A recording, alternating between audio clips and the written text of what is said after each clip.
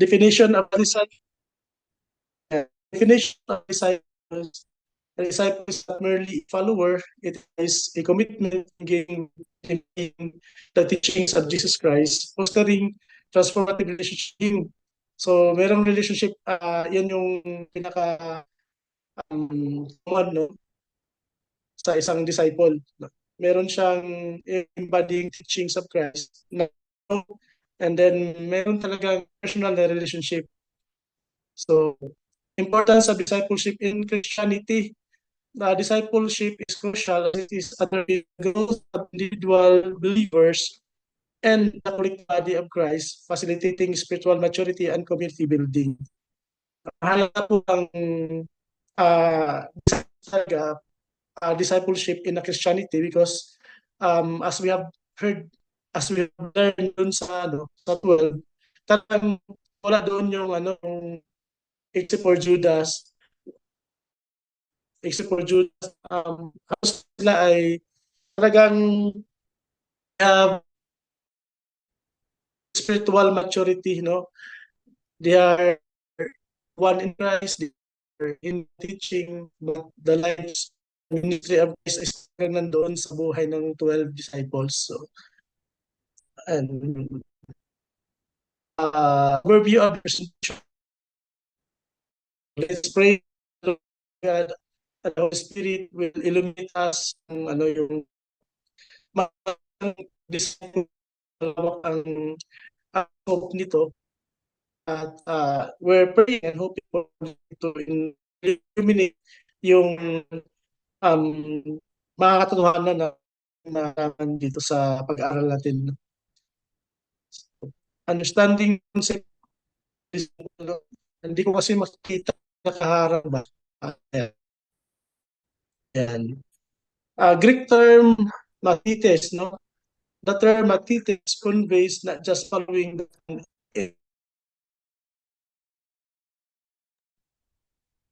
Kuya, medyo choppy po ata kayo.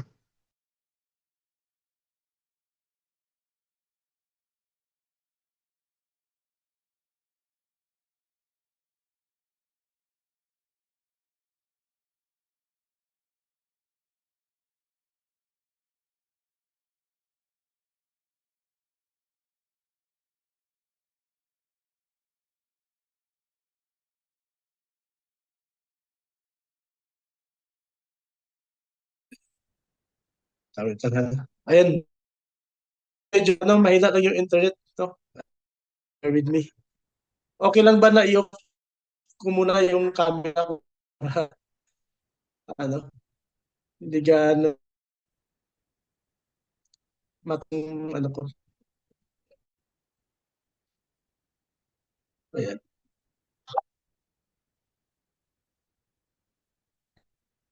Ayun, having an internet, binabanggit ito in the term. So, kung yan sa mga disciples po. Even sa ating church po ngayon, ang kino-convey talaga is yung relationship na not just being follower of God, um, andun talaga yung living relationship with the believers, then yung kanyang relationship is growing, and then andun din yung commitment to obey, to live doon sa katotohanan na tinuturo ni Christ. Distinction between Christian and disciples, no? While all disciples are Christians, not all Christians are disciples. True disciples entails a deeper level of commitment and active participation in spiritual formation and community service. So, ayan, sad to say po, kami pong mga nakalat ngayon na mga groups, alam ko naman na aware na din kayo, mayroon pong mga sasabi ko but hindi sila ganun ka, ka, ano yun yung course dito na sa pamuhay yung, yung teaching about Christianity. So, it's not based on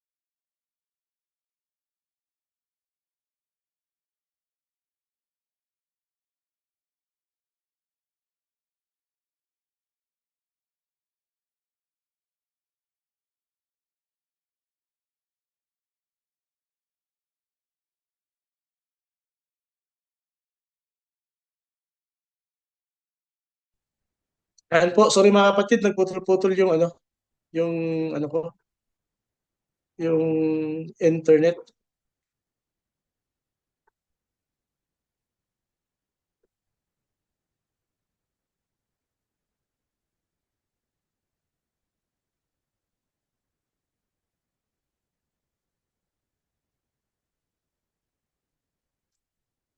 Sige, dito tayo sa um, dito tayo sa Acts, no?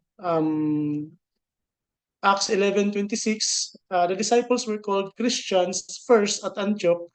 Here we see that all believers were originally called disciples. So it was only later that they were called Christians. It is very clear that a Christian is a disciple and a disciple is a Christian. If you are not a follower of the Lord Jesus, you are not a true Christian. So make no mistake with it mga kapatid na ang original mo talagang called na mga Christians, they are called disciples dito according to Acts 11:26, no? They are believers of Christ, disciples of Christ, no? And then ano na yun, sa ano na, sa succeeding na sa sila tinawag na Christian. So ito ay in the context of Matthew 7:21-23. Ito yung lagi po nating nababasa na nagsasabing yung ano ba, yung not all who calls me Lord, Lord, and at magkano yung maka-enter sa heaven, but those who only follow the will of God or yung sumusunod lamang sa kalooban ng God, no? Yung binabanggit dito. Ayan. Basahin ko lang ng ano para like, clear, no?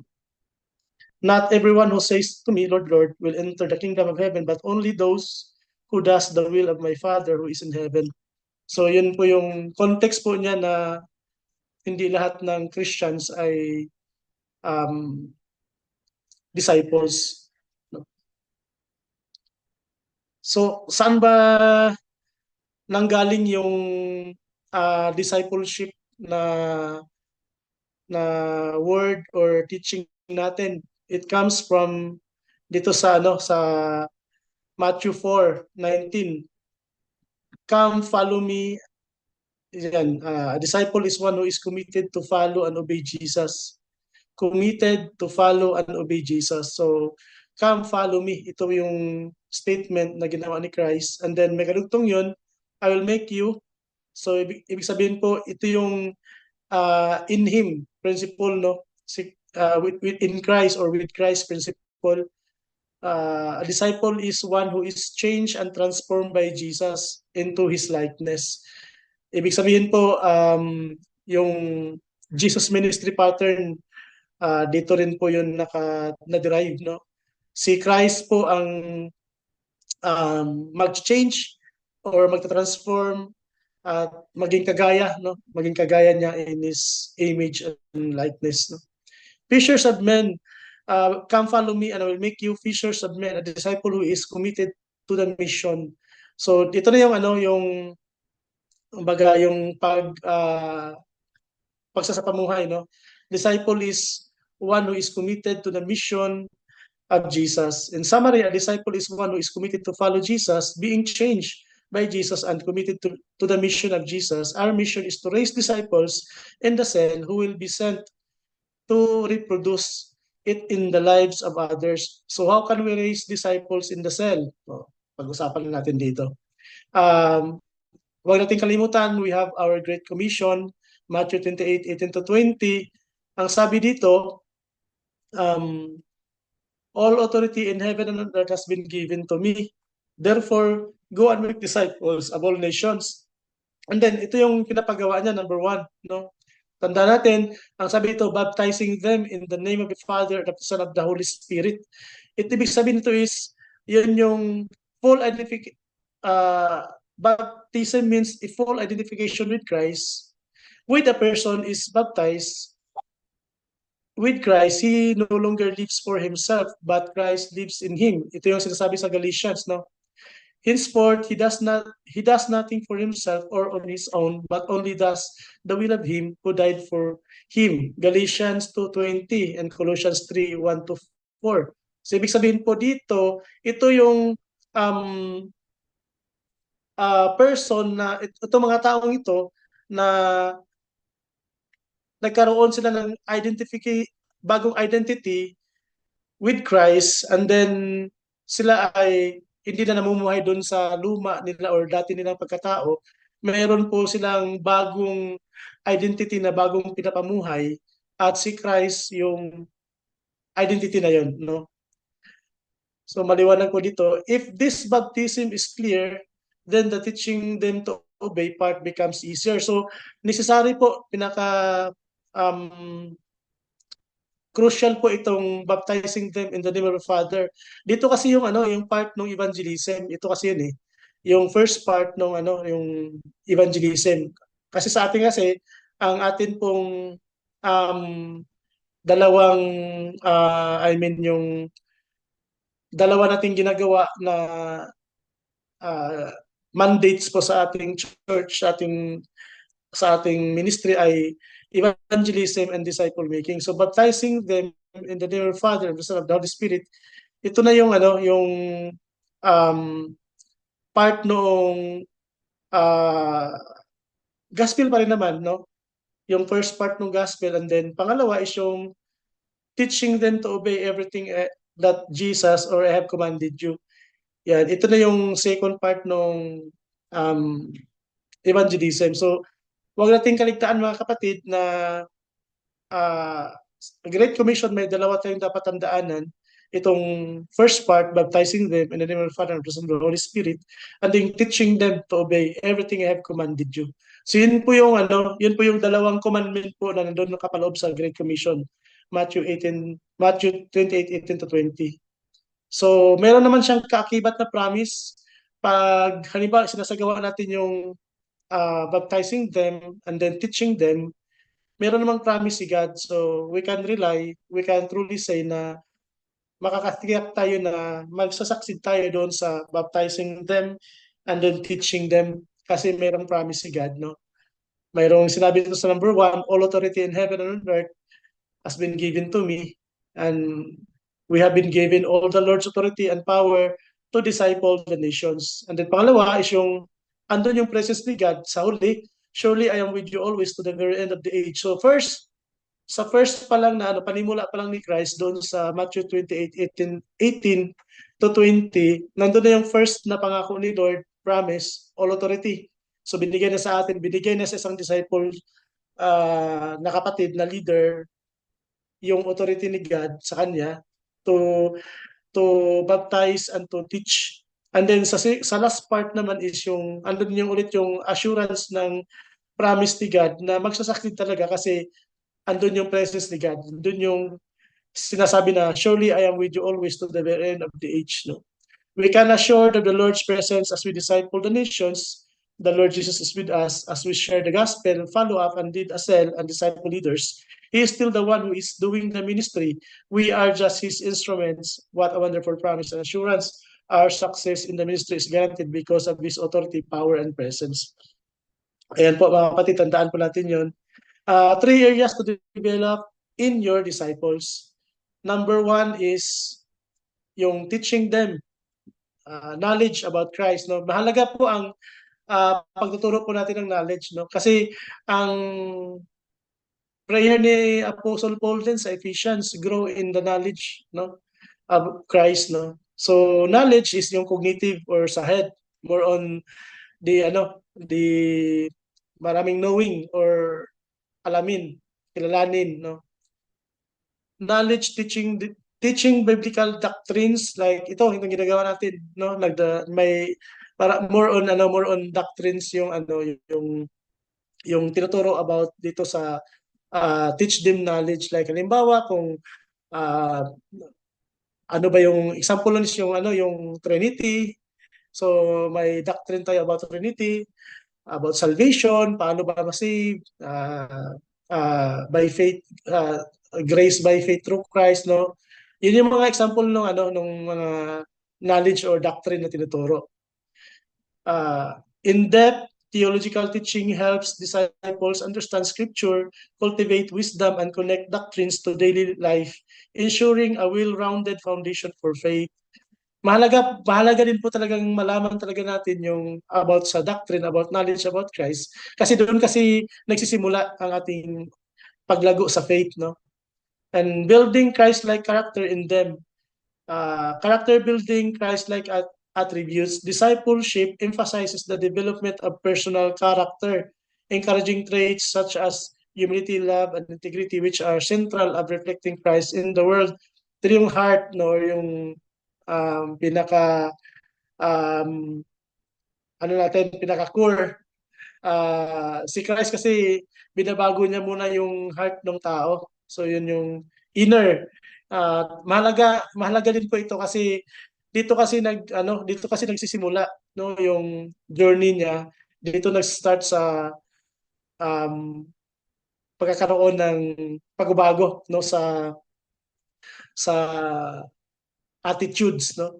Pag wala kasing changes ng attitudes or character, hindi makaka-proceed yung discipleship natin, no, or pag disciple, hindi makaka-proceed, hindi makakaandar kasi 'di ba, in order for us na malaman natin na nag-grow po yung ating tanim, ay dapat alam natin na buhay, no? Nagkaroon ng pagbabago, na buhay siya, no. And then training, ito na po yung pag-apply or yung daily natin na pamumuhay. Training them in skills, hands and feet or psychomotor. Practical ministry training, developing practical skills, equips disciples. Maganda yung maganda naman po yung yung marami tayong alam, mayroon tayong knowledge, meron tayong character, pero yung kasing character and knowledge kasi pinaka-the best kasi doon pag nakikita po sa ating araw-araw po na pamuhay. Kaya po ang skills po ay mahalaga din sa ministry. Or example na lang din po, marami tayong knowledge na tutunan about Christ on how to, ito nga, how to uh, lead people to become disciples of Christ. Pero kung hindi po natin siya nagagawa in actual, more on lang tayo, more on knowledge or theory, hindi din po siya balance, no? Dapat may balance po, kaya we have this knowledge about Christ, and we have also this Christ-like attitude na nabibuild sa atin, and then yung atin pong application or yung practical ministry training skills, or yun nga yung nade-develop din sa atin, natututo tayo. And isang example nito is yung halimbawa, paano mag-lead, no? Paano mag-lead ng cell group or ganyan. Natututo tayo sa ating mga leaders, tinuturo doon. Pero kung hindi naman tayo willing din na i-apply din po yun, yung mga yun na natutunan, hindi rin siya magiging balance po sa buhay natin. Kaya developing practical skills, ginagawa po ito sa ministry natin and even sa cell group natin. In-encourage po kayo na yun nga, pag nabigyan kayo ng task na ikaw muna ang mag-lead sa praise and worship, ikaw muna ang mag-facilitate sa icebreaker. So, isa po yun sa mga pamamaraan na madidevelop po yung skills po natin. Important of setting an example. So, isang maganda din pong magandang makikita din po sa isang disciples is yung ikaw din po ay hindi lang po nagsasalita doon sa tinuturo mo, kundi nakikita din po sa iyong mga ginagawa. Number one is yung pagmumodel. Example po nito si Christ, minumodel po niya. Yung pag nagtuturo siya sa mga disciples niya, meron din talagang modeling, no? Like example noon yung yung pang-5 W natin sa cell group, washing another's feet, no? Sa discipleship cell, mayroong washing sa another feet doon eh. Kaya si Christ din po, nagturo siya about doon and then nagpakita din siya ng example. No? Effective leaders embody the values by teach, modeling behavior acts or as a powerful tool for influence, fostering a culture of imitation and growth within the disciple community. Upang makita talaga yung effectivity ng isang disciple, uh, i-model. Lalo na po sa ating mga Pilipino, hindi tayo kagad nakaka-catch up sa mga learnings or mga teachings ni Christ. So, i-model po talaga, ipapakita po talaga, no? Na ipapakita natin sa ating mga nililid na contact. Concept of life-to-life discipleship. Gito din po yung ginagawa ni Christ, life-to-life po. Like, example po, no? Si, si Peter, no? Ang life-to-life po talaga, even yung rebuking niya. Talagang life-to-life yung ginawa ni Christ. Yung sa yung Peter, James, and John, no? Yung tatlo niyang laging nabanggit doon, no? Ay life to life yung niya. Madalas po pinapakita doon yung buhay sa buhay na principle. This concept emphasizes the relationship aspect of discipleship, where sharing life experience creates deeper connections and more impactful growth for both leaders and disciples. Kaya maganda po example niyan. Pag halimbawa, may nilid po tayo, pwede mo siyang ayain, no?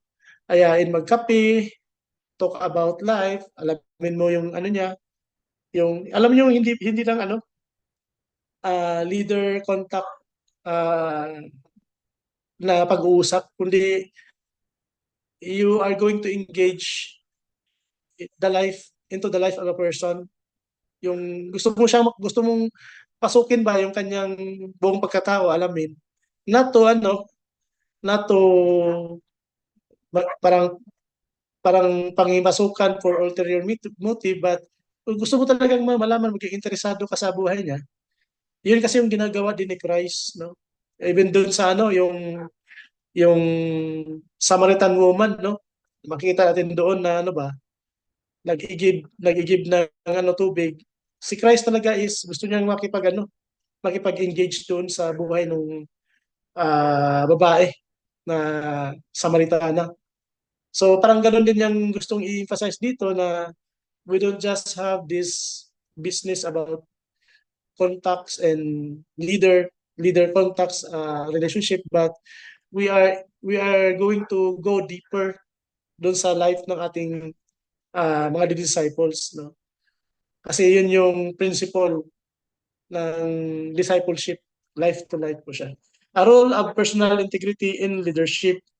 Integrity is foundational in leadership, and I would like to quote unquote din yung mga sinasabi ng mga leaders natin na kung ano yung uh, relationship mo kay Christ, kung gaano kakalalim sa relasyon mo sa Panginoong Hesus, doon lang din yung magiging maipapasa mong relationship doon sa mga contacts mo. Kaya malaga po yung integrity. Alam niyo yung integrity na kahit hindi ka wala ka sa body ni Christ, kahit nasa yung regular mo na routine, ikaw lang mag-isa, but you are still doing kung ano yung pinapagawa ni Christ sa'yo. You are still living in righteousness and holiness. You are continuously um, having the mindset na spirituality, ano pa rin yung spirituality mo, kahit ikaw lang mag-isa, hindi ka nag-entertain ng anumang mga worldly or mga bagay na makamundo. Madalas po itong nangyayari sa mga leaders, especially sa area ng yung mga area na hindi nakikita, like yung heart, yung mind, yung mga bagay na yan, kasi diyan madalas nagpo-fall ang karamihan ng mga leaders. Minsan kasi hindi nakikita yung pag-iisip, minsan nag-entertain ng mga worldly na mga thoughts sa mga kalalakihan, alam na natin yung struggles ng kalalakihan. Madalas ganon. So, mahalaga po mga kapatid na makip natin yung integrity upang tayo ay maging tunay talaga na disciples ng Panginoon. So, integrity is a foundational in leadership. It instills trust and demonstrates authenticity, which is essential for cultivating a safe and aspiring environment for disciples. And po, role of personal integrity in leadership. Yung isang integrity na gusto ko pong i-example dito is yung halimbawa po, meron kayong schedule, tapos maraming ano ba, maraming mga unavoidable circumstances na to the point ba na i-reschedule na lang, mga ganun. So being a leader is being a disciple is hindi dapat na mangyari. Except lang siguro kung meron talagang bagyo-bagyo or talagang yun lang siguro. Pero pag halimbawa na ang circumstances naman ay medyo masama yung panahon, ambon-ambon, kung kaya namang magpayong, pwede naman na ituloy pa din yung activity na napag-usapan. So example lang po yun siya mga kapatid. No? Some key elements in disciple making. Discipling should be, number one, intentional. The leader must be intentional. He knows that the goal and objective and everything he does in the life of disciples will contribute to the fulfillment of the goal. Nothing is accidental in the disciple making. As expert builders, we must lay the foundation well and built upon it. 1 Corinthians 3:10-15. We must intentionally spend time, teach, model, and build Christ-likeness in the lives of our disciples. So, being a leader din po is talaga yung binanggit yung intentional. Ito po ay mahalaga mga kapatid because si Christ po ay intentional din po siya. No? Yung kanyang encounter with Zacchaeus, talagang inintensyon na talagang pumunta doon sa bahay ni Zacchaeus. So, andun yung example ba? Essential qualities of an intentional leader, a clear understanding of the vision and goal of ministry. So, clear po, meron po talagang clear na pagkakaunawa about the goal. Minsan may mga short-term goals po na ginagawa. For example, doon po sa outreach, no? May mga plans kayo, may mga goals kayo, target goals, mga short-term target goals, no? Dapat intentional talaga yung leader na magpurso noon. Regardless na kung ano ba yung may mga kapatid na hindi makaka-join or may isang leader or or contact mo na hindi makakasama. Basta ang mahalaga po is intentionality or ibig sabihin talaga ka talaga andun yung masidhing mo ba na in-intention mo talagang mangyari yung goal na yun. A clear understanding of what needs to be done in the life of a person to accomplish the vision. Natutuwa po ako dito, example to si Ate V, natutuwa po ako lagi sa mga example niya kasi meron siyang naka-timetable lahat. Ito si ganito ganyan, pagdating ng 5 months dapat ito na yung niya. Ito na yung dito na siya. Dito na siya sa group na ito. So may mga ganun ba na nag-intentional ka doon sa contact mo na ma-achieve niya yung goal ni God sa buhay ng kapatid na yun, sa buhay ng contact na yun.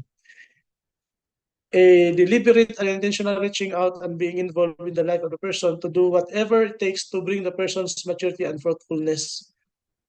Deliberate and intentional reaching out, no? So, kailangan dito yung bilang leader talaga is yung bahay, buhay, bulsa, parang gano'n, no? Kasama lang doon, no? I-focus, discipline, consistency, and perseverance in intentionality doing the things that needs to be done. Ay, meron talaga, meron kang target goal or meron kang set na goal for your contacts, no? Maganda din yung meron kang mga short term o mga bite-sized goals, no, for your contacts.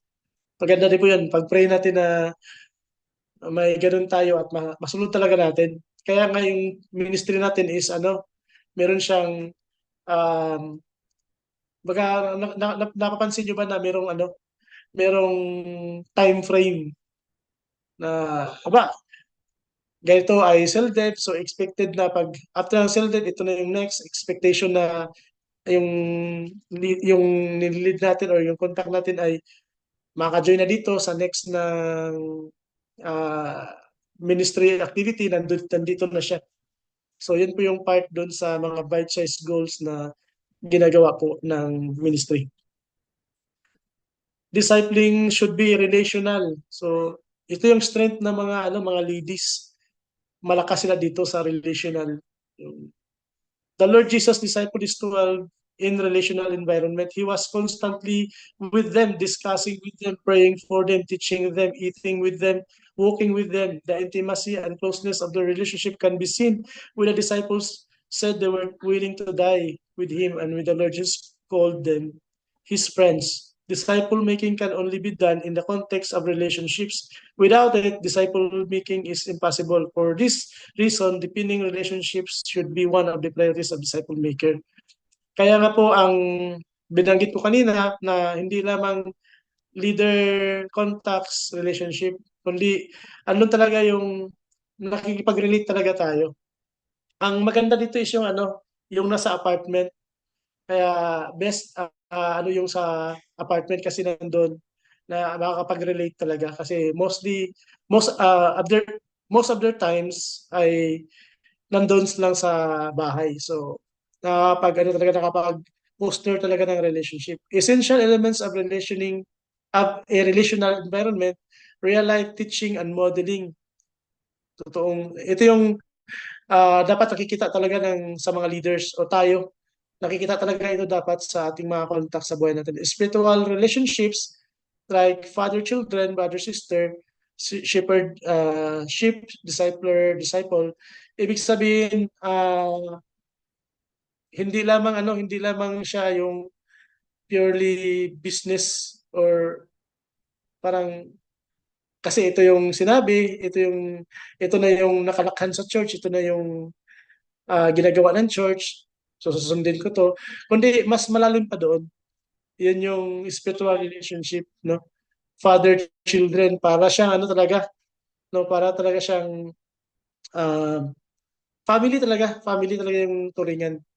Brothers, sisters, so nandun yung matibay na relationship. Mayroon ding love and concern, genuine love and concern. So, yung attitude ba na, kumusta na kaya yung kontak ko? Hindi kami nakapag-BS last week. Kumusta na kaya siya? Ano kaya niya? Ano kaya nangyari sa kanya? So, andun yung ganun ba, mga concern, andun yung love, andun yung care. And then transparency, maging totoo, no? At we must be truthful and speak the truth in love. So, pag nagkamali or may kailangan i-review, yun nga, kailangan nating sabihan, ituro talaga yung kung ano yung dapat ituro. Yung cure or yung word na cure, meron yung acronym. Nakalimutan ko lang yung correct. Correct. Tapos, nakalimutan ko yung review and then encourage. No? Yung ganun ba? So, maging transparent po, sabihin kung ano yung, as a leader, sabihin kung ano yung mali, based doon sa Word of God, andun yung Word of God, and then i-encourage din, no? And sa part ng contact naman, maging tapat at maging totoo talaga, magsabi para matulungan, mag-grow, maging disciples. Hindi mag-grow as a disciple yung contact pagka hindi rin marunong yung contact magsabi ng totoo. Accountability as a leader, we are held accountable sa ating mga flocks na nililid. Accountable tayo sa God. No? No? And may verse tayo na dyan na be shepherds of the flock which is given by God sa atin. No? Be shepherds, maging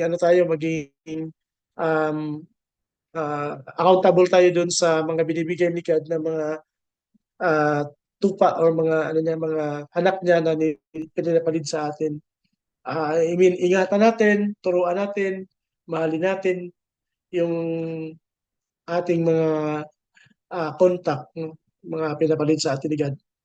And then guided practice and training. So, i-train sila, i-involve sila, i-expose sila sa mga gawain. And then, i-guide din sila sa ano, may mga contacts tayo na minsan mali-mali yung decision or mali-mali yung mga pananaw pa nila. Kasi yun nga, nagsisimula pa lang, i-guide natin sila. We are not there to mandate them. We are there to guide them and teach them. Wala tayo sa posisyon na magmando sa kanila. I-guide lang natin sila at turuan lang. And pakita yung i-model yung dapat na gagawin ng isang anak ng Diyos.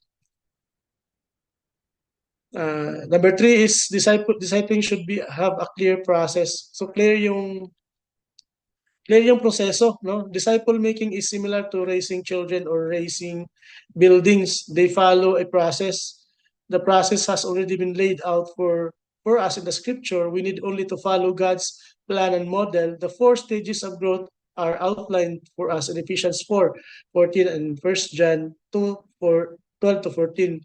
Believers grow from infants to children, from children to young men, and from young men to fathers. We need to be skillful in leading them to grow from one stage to another. Kaya doon sa atin pong sa atin pong ministry, I mean discipleship JMP Growth Guide, kung naalala nyo yung may um, may mga yung whale illustration nandoon, yung andun din yung uh, infant and then young men to fathers. So andun yung mga mga stages of growth. Every stages kasi meron silang may mga definition, may mga kailangang i-enhance, may kailangang tutukan. Pag stage ng infants, ito yung kailangang i-strengthen. Makikita naman yan sa 1 John 2:12 to 14. At kung young men, meron ding i-strengthen doon, merong dapat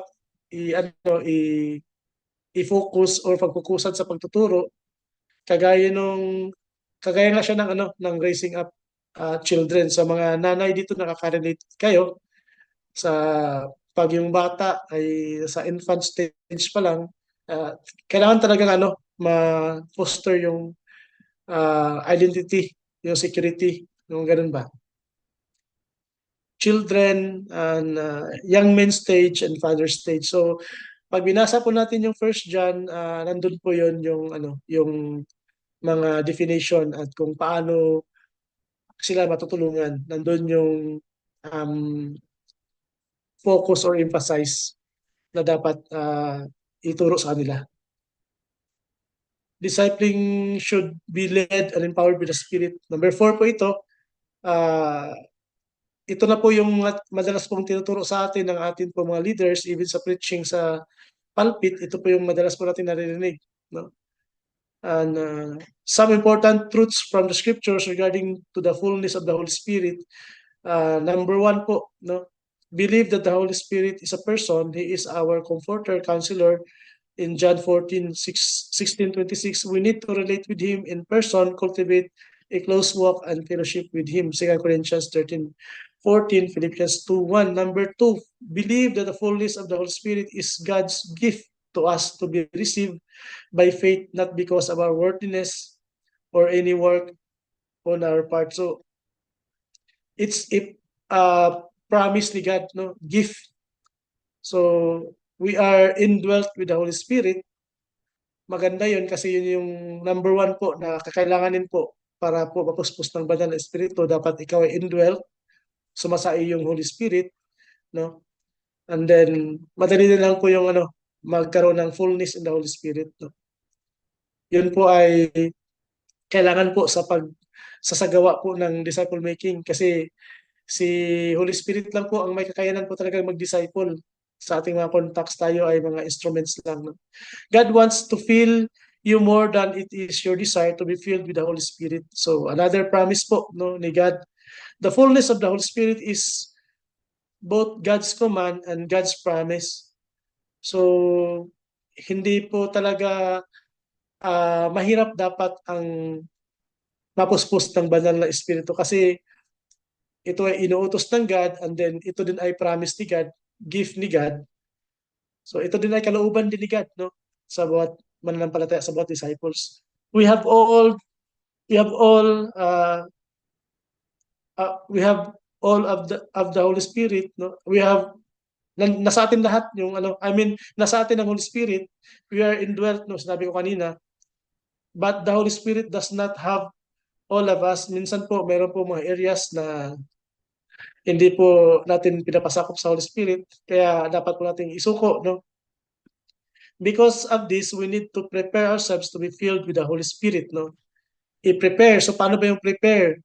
Pag-prepare, no, dapat, syempre yung number one, yung mag-repent sa kasalanan, ipasakop lahat ng mga hindi pa napasakop sa area ng buhay mo, isuko lahat yun sa Panginoon, and then, manampalataya, manalig, na ang Holy Spirit is nasa atin and then tayo ay indwelt with the Holy Spirit. So, yun po ay matutupad pagka halimbawa po na atin na pong naisuko lahat ng areas sa buhay natin sa Holy Spirit, no?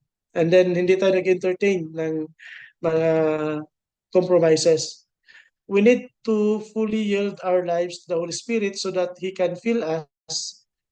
God cannot fill a cup that is not given to Him. Romans 12:1 and 2. Ito yung offer your bodies as a living sacrifices, holy and pleasing to God. Romans 12:1 and 2. The Lord Jesus and the 120 disciples and the Apostle Paul were filled by the Holy Spirit before they began their ministry. Ito yung isang magandang principle din na matutunan natin na before po tayo magsagawa ng gawain ng Panginoon, or even sa Bible study natin sa ating mga disciples, mga contacts natin, we really need to pray and ask for the filling of the Holy Spirit talaga. Ito po yung isa sa mga strong na binibigyang diin po ng atin po mga leaders na kung halimbawa magpa-follow up ka or magdi-disciple ka, disciple making, or i-disciple making mo yung contact na yon na bago mo na siya, you really need to pray, hindi pwedeng basta bira-bira na lang. Kundi talagang before ka sumalang talaga, you really need to pray and ask the Lord and prepare yourself. Andun yung spiritual preparedness mo na gawin yon, no? Kasi si Holy Spirit naman talaga yung mangungusap doon sa kapatid natin o sa nililid mo. Hindi kasi magiging effective or efficient yung iyong pagdi-disciple kung hindi talaga filled with the Holy Spirit. Kaya mahalaga po yung nabanggit kanina, andun yung integrity, andun yung pakikipag-ugnay talaga natin properly sa Holy Spirit. The infilling of the Holy Spirit came in an answer to prayer. We need to devote ourselves in prayer and to constantly ask God to fill us with the Holy Spirit. So from time to time po talaga dapat, ito po yung dapat na habitat natin, the habitat of prayer. Ang habitat po is yung Holy Spirit po lagi yung nangunguna sa atin. Yung hindi na pupugto dapat yung ating pananalangin. Kasi yun po talaga yung normal na Christian na lagi pong filled with the Holy Spirit. Kaya yun po yung dapat natin din pong matutunan ba na lagi tayong nagsusumamo sa Holy Spirit, nagde-depend tayo lagi. Every time na tayo po ay Bible study or nagsasagawa ng disciple making sa ating mga contact. We must believe that God will fulfill His promise and fill us with the Holy Spirit in answers to our prayers. Ano din yung faith, no? Mga basic na mga elements po na kailanganin natin na sa pagsasagawa ng disciple making. Madali lang naman siya mga kapatid, hindi naman na siya bago sa atin. It's just na minsan na ano tayo ba na na out of focus or hindi minsan spirit filled. Parang nagre-rely tayo masyado sa ating mga kakayanan or even sa ating materials na ginagamit. But most ng mga gawain na ginagawa natin sa ministry ay dapat po talaga filled and led by the Holy Spirit. So wag po nating kaligtaan po yung isa pong person of the Trinity na siya po talaga yung mayroon talagang hawak na susi sa ating pag-disciple making. Si Holy Spirit po. Practical steps in discipling a person. Mga practical lang to, mga ano lang to, mga suggested lang to mga kapatid, but you can also ask and pray for the Holy Spirit kung meron siyang mga iba pang nire-reveal. Kasi hindi naman to it doesn't mean na pag ito ay sinunod natin, it doesn't mean na guaranteed na maging disciple na talaga yung nililid ko. Kundi, kaya sinabi ko kanina, si Holy Spirit po ang discipler po. Ito ay lamang parang magiging consideration natin. Get them to be faithful in their weekly Bible studies, meetings with you. Explain to them the importance of the consistent weekly meeting and the importance of faithfulness to the Lord. They must learn to always put the Lord's first in all areas of their lives, Matthew 6:33. If they have truly received Christ as their Lord, they must demonstrate by prioritizing Him over and above all their other schedules, Colossians 2:6. Number 2, develop relationships.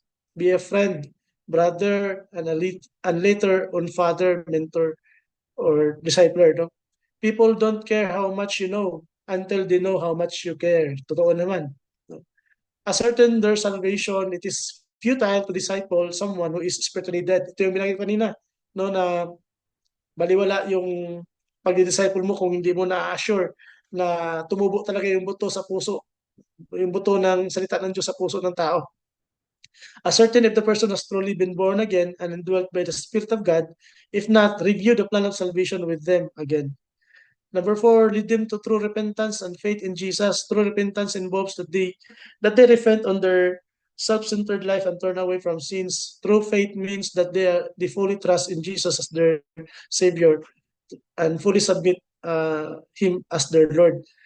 So doon sa sa atin po mga ginagamit ngayon na materials, nandun yung sa GIC, nandun yung number 1 is yung emphasis ng yung repentance. Mahalaga po yun mga kapatid, yung kasi po kung wala pong repentance talaga, wala po talagang genuine na pagiging born again ng isang tao, isang believer. Kailangan po yung repentance doon sa sa uh, disciples. No? Doon kasi nagsisimula ang lahat, no? Pag nagrepent sa kasalanan. Help them to lay hold and live out their new identity in Christ. Andun din yun sa sa FIC. Nakikita natin yun doon. Establish them in their security and predestination in Christ. Again, sa FIC din siya. Teach them the basics of the Christian life, the will illustration. So, doon yun sa sa GMP Growth Guide natin, nandun din yung will illustration.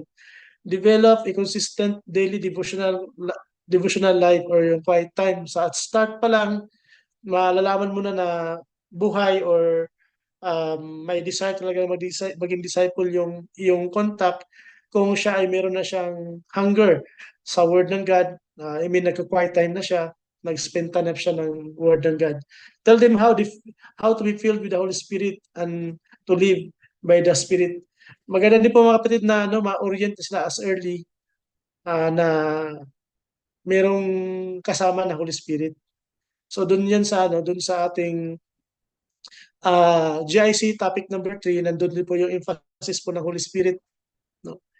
Teach them to live in life of faith and obedience to Jesus. So basic to sa even sa sa mga leaders na ito din po yung tinuturo, no, yung living by faith and obedience to Jesus in progressive way. Teach them lordship and consecration. So mahalaga din po ito mga kapatid doon po sa ating um, uh, sa natin sa aruga, binabanggit din doon yung yung about lordship ni Christ, no? And teach them to live a life of holiness. Ayun, sa aruga din yun, topic number 1 yun. Andun yung importance to live a life of holiness for, sabi nga sa Hebrews, for without holiness, no one shall see the Lord. Built a Christ-like character.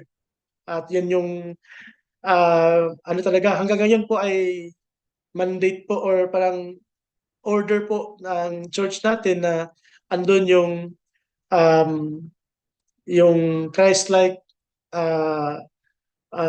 building up Christ-like character, no? At yan naman po hanggang sa amin mga leaders po, yan din po yung binibuild up or tinuturo. Equip and train them in the ministry. So, invite natin sila sa mga, yun nga, example nung yung sa cell group, invite natin sa cell group na mag-join, mag-attend. Yun po yung yun po yung isang parang basic po na um, actual na ginagawa po ng isang leader na pumapayag siya or nagjo-join siya sa sa cell group gatherings, mga small group gatherings. And then eventually, mag-grow sila, and then pag nag-grow sila, invite mo na sila sa church. No? Kaya isa yun sa magandang indication pag ang isang pinapalo up mo ay nag-attend ng church, nag-attend ng yung mga DIPF, mga ganon, nagjo-join sila. At kung halimbawa, meron kayong mga uh, intercell, mga ganon, nagjo-join sila. So magandang indication po yun na meron talaga siyang heart na maging disciple. Again, mga kapatid, ito ay lang to, mga suggested or mga lang to, mga guide lang to. Pero Holy Spirit pa din po ang magsasabi sa atin kung ano talaga yung pinaka-best na practical steps, no, sa pagdi-disciple ng isang kapatid. Practical guide on how to conduct personal Bible studies with cell members, an important guideline in all your Bible studies, no. And ito po ay isa sa mga mga legacy na iniwan po ng atin pong ah, ating ate sa ministry, si Ate Luming. Sa kanya po galing ito. It is very important that in all your Bible studies, you must focus on developing both, number 1, yung una, being, and then doing. So, being muna yung inner. So, maganda na matatandaan natin ito na una muna yung being, so, bago yung doing. Mahirap kasi yun pag halimbawa, sinabak mo na kaagad doon sa mga task, hindi pa naman pala ayos yung heart. Meron pa palang mga dapat ayusin. So sabog-sabog po yung nangyayari. Focus on developing both the being and the doing. So balance siya, no? After ng being, may doing na, no? So once na naituro mo na, ayun, expect mo na may sagawa na niya. Pag hindi pa niya naisagawa, balikan mo ulit, turo mo ulit yung being hanggang sa matututo siya sa doing, no? The being of your cell member, contact, focus on both abiding in Christ and bearing fruit. Abiding muna in Christ and then saka yung bearing fruit for Christ. Both maturity and ministry. So maturity po parehas, no? Ulit siya. Synonyms lang yung being, maturity, abiding in Christ, root, and the fruit, intimacy before productivity, character before career, parang ganun. So being muna yung inaayos. So yan yung magandang tandaan nating principle. The common mistakes of many BS leaders is that they either focus too much on the being and neglect the doing. So hindi naman na tama, puro being lang, walang doing. So I mean, may theory and then may application dapat, no? They focus too much on doing naman and neglect the being. So kaya sinabi ko kanina, yung example nga ni Kuya Jobit na nauna yung karwahe kaysa kabayo. Parang ganun yung nangyari dito. So sabog-sabog talaga yung nangyari. Dapat mauna muna yung kabayo, which is yung doing or yung inner, bago yung karwahe, no?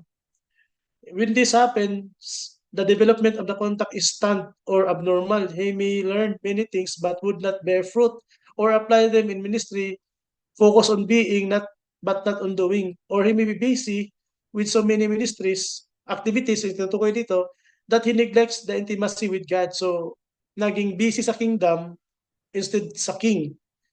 So, yung nauna yung karwahe instead na nauna yung kabayo. So, parang ganun, no? This kind of Christianity is dangerous because ministry without intimacy will make us like the Pharisee. It results in religion, ritual, legalism, mediocrity, lukewarmness, and eventually burnout. So that is why marami po tayong mga kapatid na ano nyo na papansin nyo na dati ano ko pa yun, kasama ko pa yun sa LDI, kaklase ko sa LDI, kabatchmate ko siya sa ano sa SILTED. Pero bakit nawala na siya? Because merong hindi maayos doon. Merong hindi balance. Baka nasobrahan sa being, wala yung doing or nauna yung doing before being. So kaya nangyayari ganun, no? Kaya dito sinabi nga marang mga Pharisees, no? And it is therefore very important that we focus on developing our contacts with both being and doing. We need to experience the glory of Christ on the Mount of Transfiguration, but we also need to go down from the mountaintop to minister to the needy people in the valley below. Matthew 17. So I'm hoping mga kapatid na clear po ito. Mahalaga po ito mga kapatid sa atin pong disciple making. Ito po ay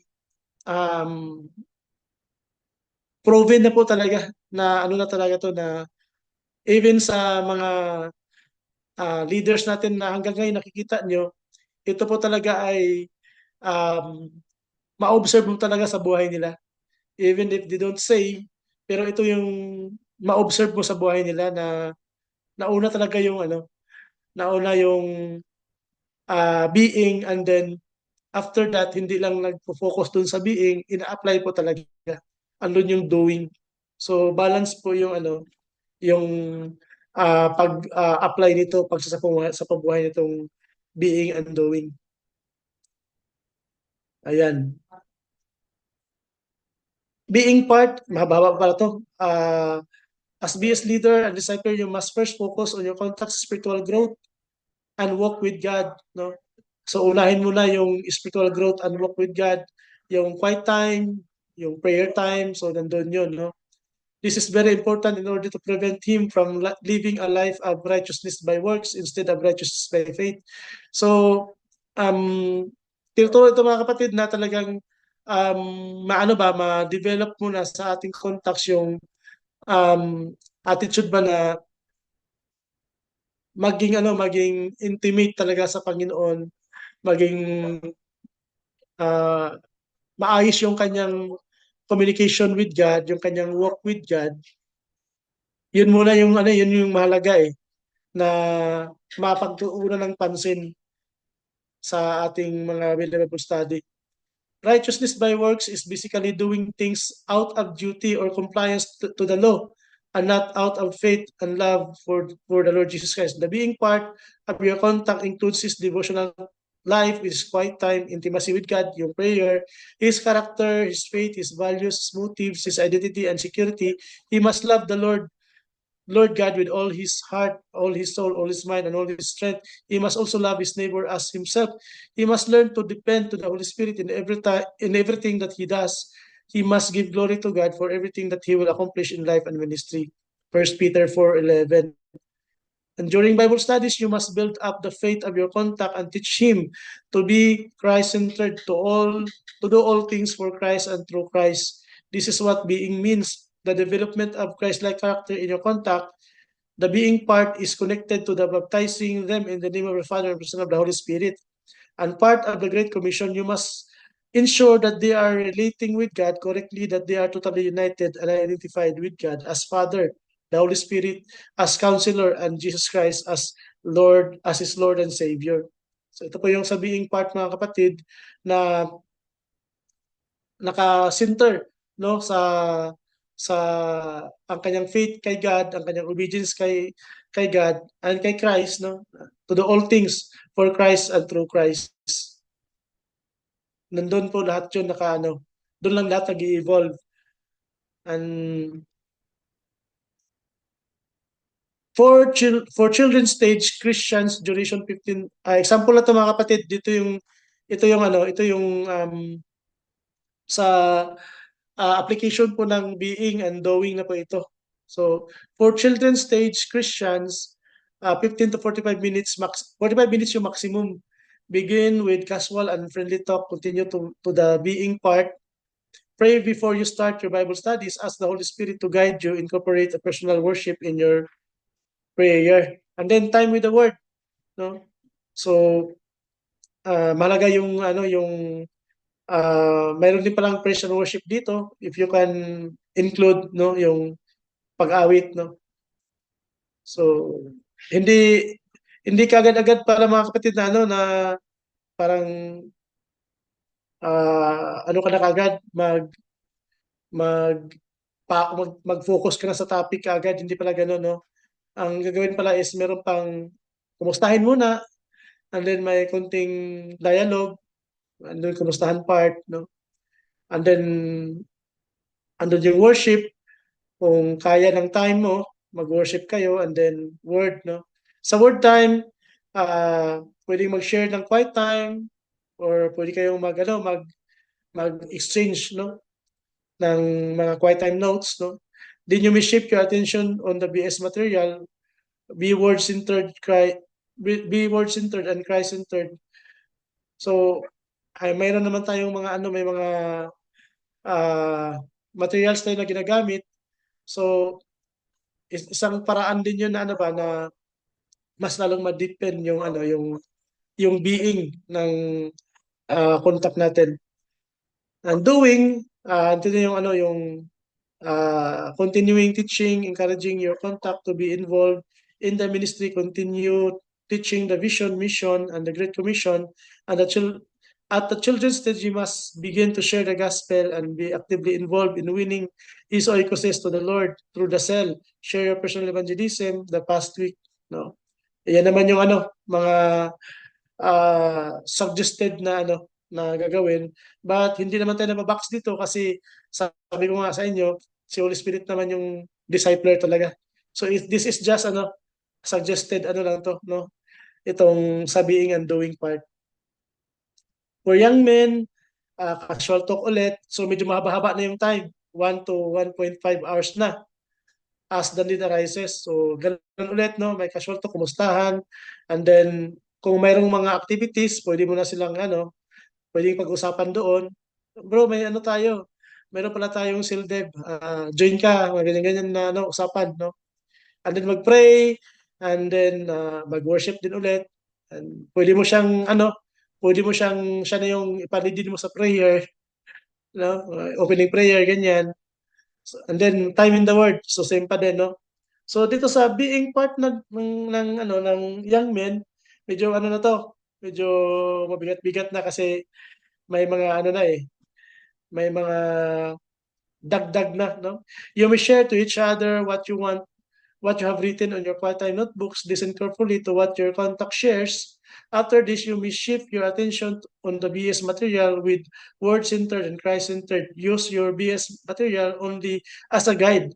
There will be times when you will need to set aside the BS material for a while and share a specific word that would minister to a specific need on your contacts. So, minsan kasi po sa atin pong mga nililid, minsan sa pag-BBS natin sa kanila, dahil naka-base sa materials, kaya sabi dito uh, um, kung kung may kailangan lang, kung may need na or need arises lang ang sinasabi dito, no?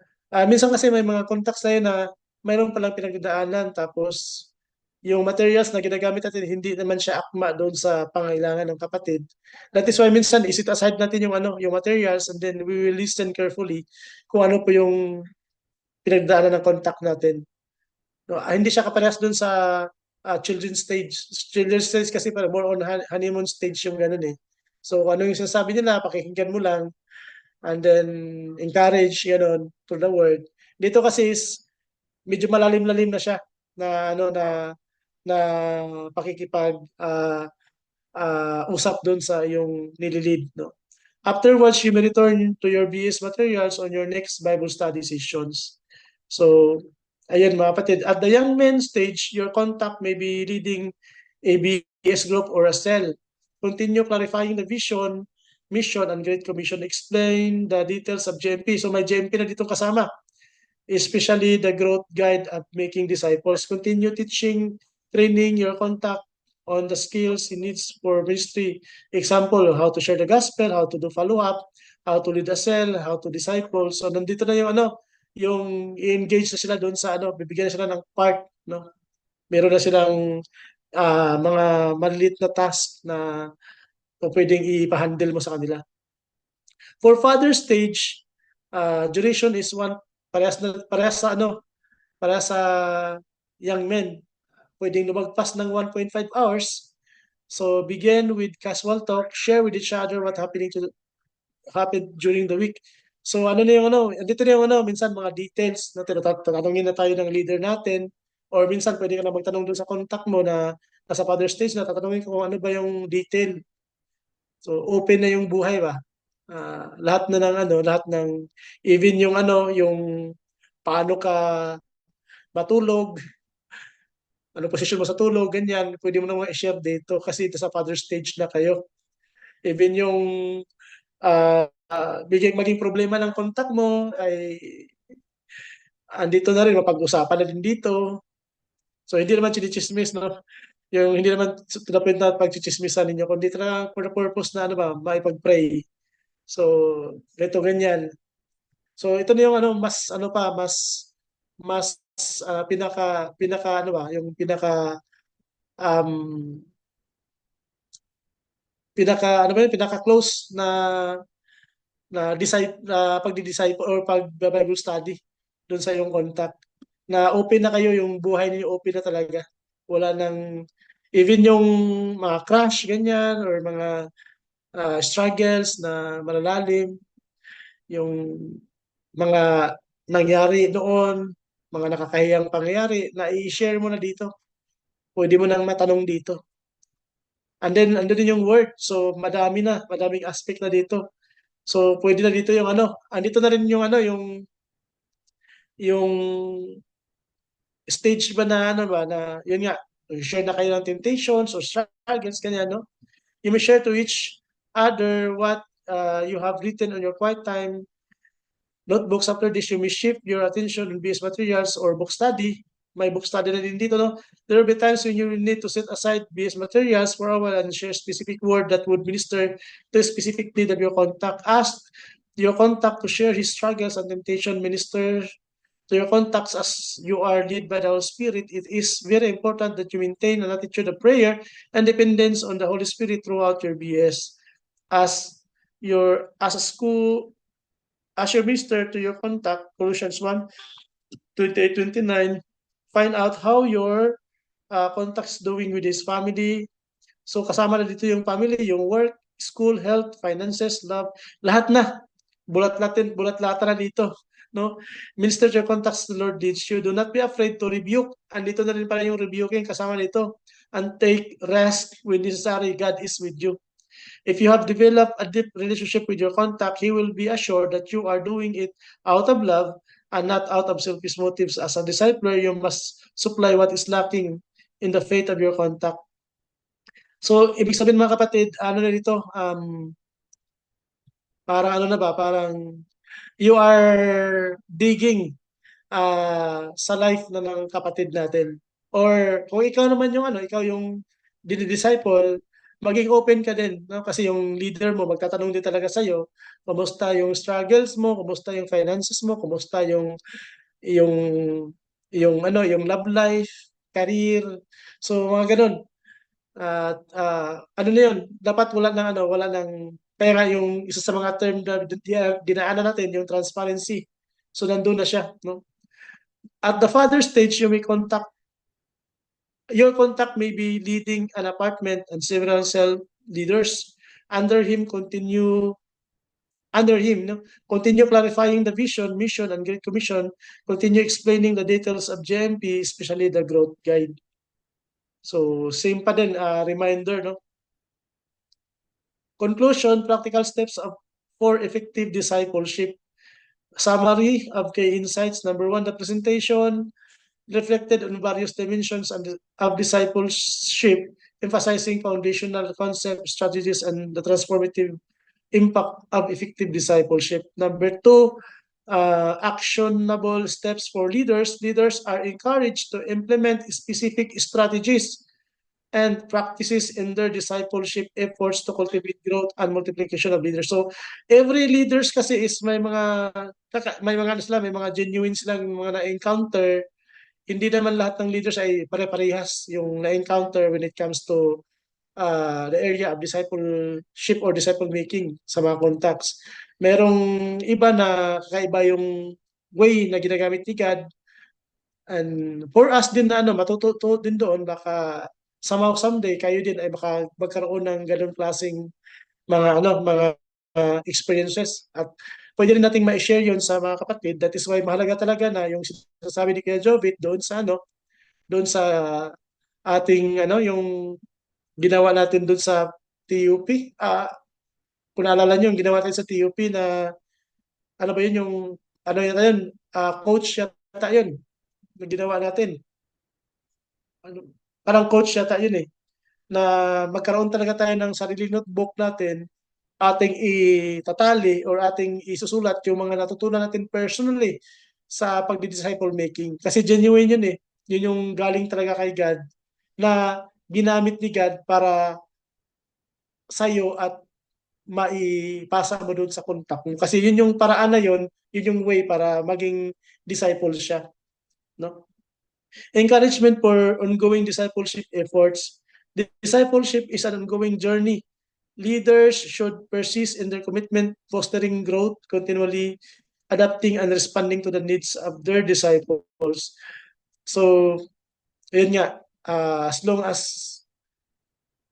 hindi pa tayo kinuha ni Lord, ongoing po yung endeavor natin sa pagdi-discipleship. Tayo na dinidisciple at tayo din na nagdi-disciple. So, ongoing po yun. Two-way process po yun. So, ang encouragement is leaders should persist in their commitment to fostering growth. Magpatuloy lang talaga mga kapatid, no? Mag-persevere doon sa commitment natin sa Panginoon, no? Sa pagsunod at yun nga, yung mag-adapt tayo sa mga pangailangan, at kung meron tayong mga natutunan, pwede natin i-share sa ating kapwa na mga nagdi-disciple din. So yun lamang mga kapatid ang gusto kong ibahagi sa inyo. I'm hoping po na meron pong natutunan at meron po tayong encouragement na nakuha po sa gabing ito. Meron po ba kayong question? 8:45 na kasi mga kapatid. Or you may refer to your leaders din kung meron kayong gusto i-clarify.